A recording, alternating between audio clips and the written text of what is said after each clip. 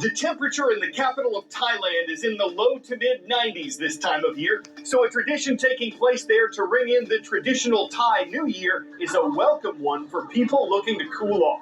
It's a water gun fight involving thousands, said to be the biggest event of its kind on Earth, and it involved everyone from locals to tourists from around the world. There were cancellations from some who'd been planning to attend before the earthquake that struck neighboring Myanmar last month and was felt in Thailand. The nation's government said it didn't expect lasting impact from that on its tourism industry, and some celebrants on the streets of Bangkok said they still felt safe despite the crowds. Reuters News reports that this is the time of year when Thailand's dry season comes to an end. What better way to symbolize that than with super soakers?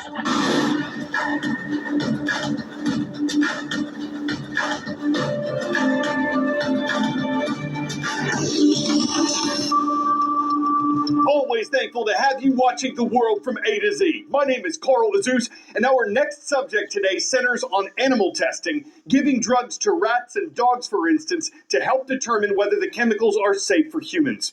The U.S. Food and Drug Administration, the FDA, requires drug makers to prove their products are safe and that they work. Oftentimes, that's demonstrated by the drug's effects on animals. However, the federal government announced this month that for certain kinds of drugs, it's going to phase out this kind of testing. Instead of giving drugs to animals, researchers will use AI computer modeling, masses of cells that have been grown artificially, and information gathered from human testing to determine drug effectiveness. The Trump administration says this will reduce costs and bring down prices, as well as speed up the delivery of safer treatments to human patients. And the decision's been popular with animal rights organizations and advocates. But the National Association for Biomedical Research, which supports what it calls the humane use of animals in drug studies, says the government's new methods fall short. It says existing artificial intelligence and cell studies in labs can't fully predict how the complex systems of animals will respond to a drug, and that the new methods will leave too many questions unanswered about new medicines. Animal testing has been conducted for centuries. Organizations founded to protest it date back to the late 1800s. Word and knowledge. Who was the first woman to travel into space? Helen Ochoa, Raymond de la Roche, Sally Ride, Valentina Tereshkova. Though all of these women made history in flight, the first to travel to space was Soviet cosmonaut Valentina Tereshkova in 1963. And yesterday marked the first time since Tereshkova's flight that there wasn't a male crew member on a space mission. The travelers on the 10-minute trip included a pop star, 2 scientists, 2 journalists, and a movie producer. They were on a capsule made by Blue Origin, a private company that's received several $1 billion from NASA. For perspective, some thoughts from another civilian space traveler who went up in 2021. At 29 years old, Haley Arsenault became the youngest American to orbit Earth as part of SpaceX Inspiration 4, the first all-civilian space mission. I was taken aback by the beauty of our planet and just how real and alive she felt. Monday morning, an all-female crew embarked on Blue Origin's commercial space flight known as NS-31. The group was only in space for a few minutes, but even so, Dr. Dhruv Kular says they may face side effects. The inner ear that contributes to your sense of balance, that gets confused when you switch suddenly from having gravity to not having gravity. So people could experience things like nausea or dizziness or disorientation. Those are just some of the symptoms Haley says she experienced following her 3-day space voyage. I was dizzy for that first day I got back, and then I didn't get my strength back for probably a week. As more people travel to space, Dr. Kular hopes this will help advance research on how these voyages affect the human body. In the past, basically, it was only very highly trained, extremely fit, astronaut who went up to space. But now, with commercial spaceflight, there's a lot more diversity in terms of age and gender and fitness. I'm Maribel Gonzalez, reporting. On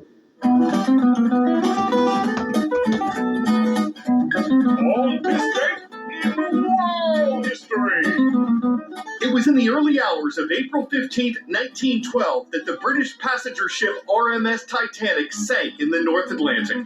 It had been carrying more than 2,200 people on its maiden voyage, but only around 710 survived the shipwreck. On this date in 1947, Jackie Robinson became the first African American to appear in a Major League Baseball game. He started at first base for the Brooklyn Dodgers, and in the years that followed, Robinson became a Major League MVP and helped the Dodgers win a World Series.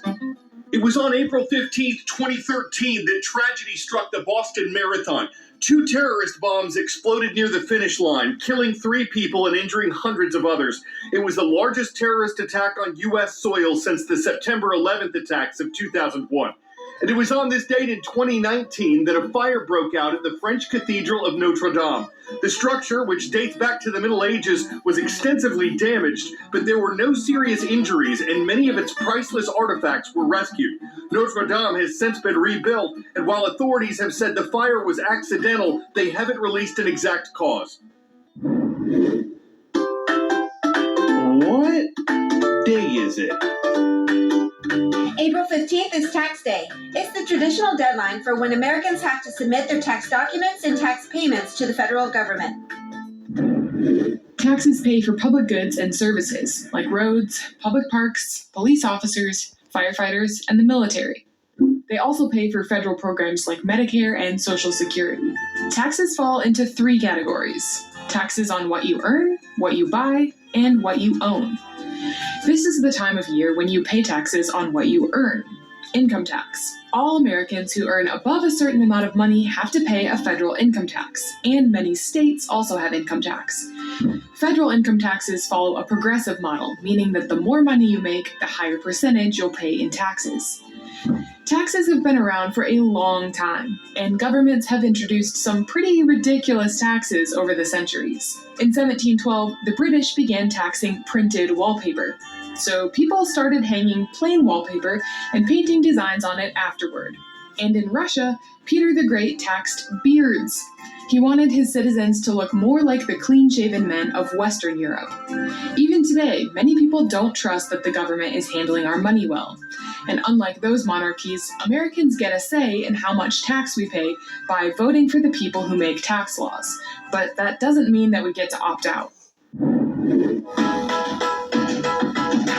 There's a town in western Colorado named Colburn, and it's there that the Cowboys ride at Plateau Valley School. Hello to everyone watching in the Centennial State. Great to see you. Not too far from there is the battle-born state of Nevada. That's where the Cougars roam at Coronado High School. Mr. Johnson's class is watching from Henderson. And we'll wrap up today's World of Viewers in the Bayou State. Miss Lana Deer's class is at Central Middle School, home of the Mustangs in Gonzales, Louisiana. A big bizarre boom leaves a big hole and even bigger questions for employees at a New Jersey auto shop. According to WPVI, owner Sebastian Leonardo says he arrived at his shop in Magnolia to find a large gaping hole in the roof and debris scattered everywhere, but seemingly no clear culprit for the surreal scene. That's when I went to my cameras and I found all these videos. Surveillance from in and outside the shop captured the sights and sounds of what seems like a clear collision from above. You eventually see like a giant fireball come through the ceiling and then everything come flying down the roof with it. Along with the ripped roof, Leonardo says there were signs of a big impact inside. A sizable dent in a thick steel gauge box. But what was it? A Maverick meteor? A downed drone? Employees were left to clean up the mess and search for answers, as well as the as-yet unidentified flying object, interstellar or otherwise, that blasted the business.